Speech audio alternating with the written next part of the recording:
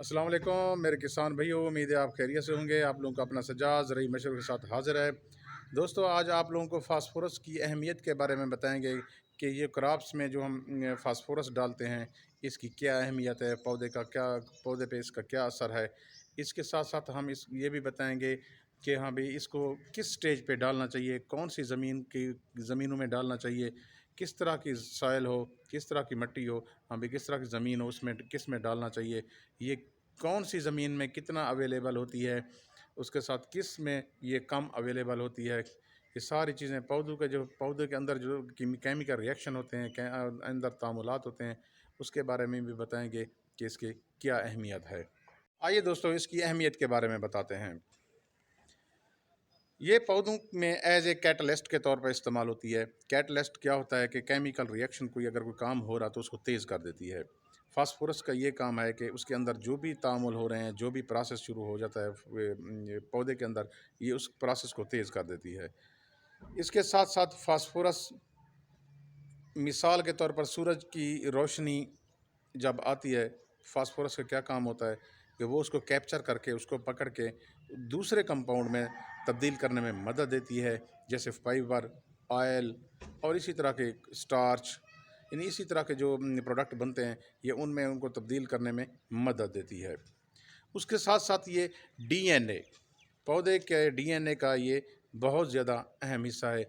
इसके साथ ये जड़ की बढ़ोतरी भी करने में मदद देती है, पौधे के तने को मजबूत करती है, फूल और बीज बनाने में भी अहम किरदार अदा करती है। और जो लेग्यूम्स क्रॉप्स होती हैं, फलीदार, जैसे दाल हो गई, और उसके बाद जो है ना मटर हो गए, ये फलीदार जो अजनास हैं, क्रॉप्स हैं, उनके जो रूट्स होती हैं, उनके अंदर एक बैक्टीरिया पाया जाता है, वो उसको कहते हैं नाइट्रोजन फिक्सिंग बैक्टीरिया। ये फास्फोरस उन नाइट्रोजन को हवा से फिक्स करने में भी मदद देती है। ये फसल के मियार को बेहतर बनाती है। उसके अलावा ये झाड़ को अच्छा करती है। आपको ये बता दूं कि फास्फोरस इसलिए हम लोग पहले डालते हैं, या ज़िम्मेदार पहले किसान इसलिए डालते हैं कि हाँ भाई, इसकी इब्तदाई स्टेज पे फास्फोरस की जड़ की बढ़ोतरी के लिए ज़रूरत होती है। अच्छा, अगर हम इसके अब इब्तदा में न डालें तो इसकी जड़ की ग्रोथ नहीं होगी। नुकसान इसका बता रहा हूँ, इसकी जड़ की ग्रोथ नहीं होगी, उसके साथ साथ टिलरिंग भी नहीं होगी। मैं एग्जांपल दूंगा, मिसाल दूंगा गंदम की। जिस गंदम में आप लोग इब्तदा में डीएपी ना डालें, आप लोगों को पता है कि उसका कलर भी येलो कलर का हो जाता है।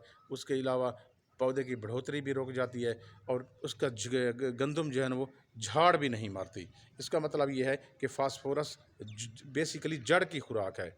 अगर हम इसको, इसीलिए हम हर फसल को इब्तदा में जब भी पूछते हैं, हाँ भी डीएपी कितने दी, डीएपी भाई कितनी दी, किस वक्त दी, क्योंकि हम इसको ज़्यादातर इब्तदा में पहले पानी के साथ, या जब हम बिजाई कर रहे होते हैं सीड के साथ, या कोई खाद जब डालते हैं उसमें डी फास्फोरस दे देते हैं। अगर हम कपास की बात करें तो इसमें अगर फास्फोरस ना डालें तो पौधा झाड़ नहीं मारता, फल की सही तरह फार्मेशन नहीं होती, फल कमज़ोर रह जाता है। उसके साथ साथ हमने अक्सर ये भी देखा है कि उसका वज़न भी नहीं होता।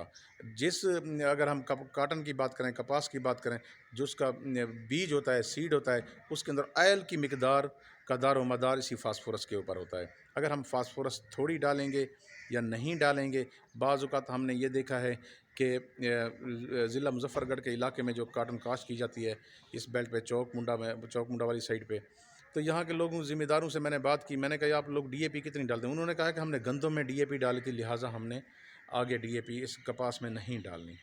हालांकि डीएपी डालना ज़रूरी है, इस तरह आप अच्छी पैदावार नहीं ले सकते। अब आते हैं हम फास्फोरस किस ज़मीनों में डालनी चाहिए, किस तरह की ज़मीनों में डालनी चाहिए कि अवेलेबल हो जाती है पौधों को। जो ज़मीन सख्त होती है, जिसमें क्रैक्स पड़े होते हैं, उनमें दरअसल ऑर्गेनिक मैटर की मिकदार कम होती है, जिसको हम नामियाती मादा कहते हैं, उसकी मिकदार कम होती है।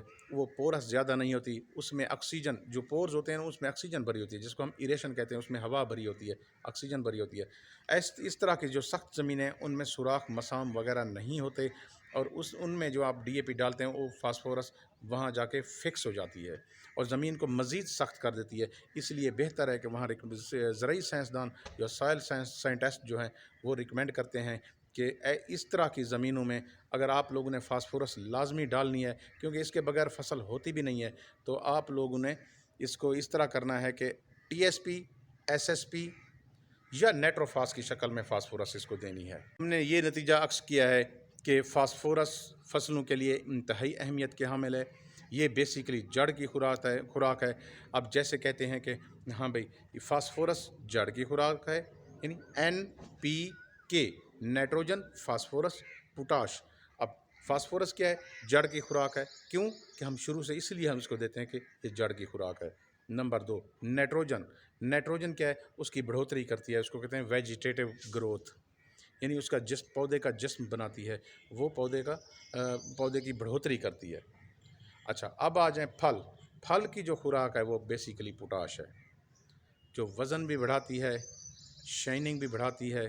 جو کاشتکار سیڈ کے کاشتکار ہیں وہ زیادہ تر یہی چیز استعمال کرتے ہیں، پوٹاش کا استعمال زیادہ کرتے ہیں، کیونکہ انہوں نے سیڈ وغیرہ بنانا ہوتا ہے، اور سیڈ بڑا صحت مند اور بہترین سیڈ بنتا ہے پوٹاش بندہ سے۔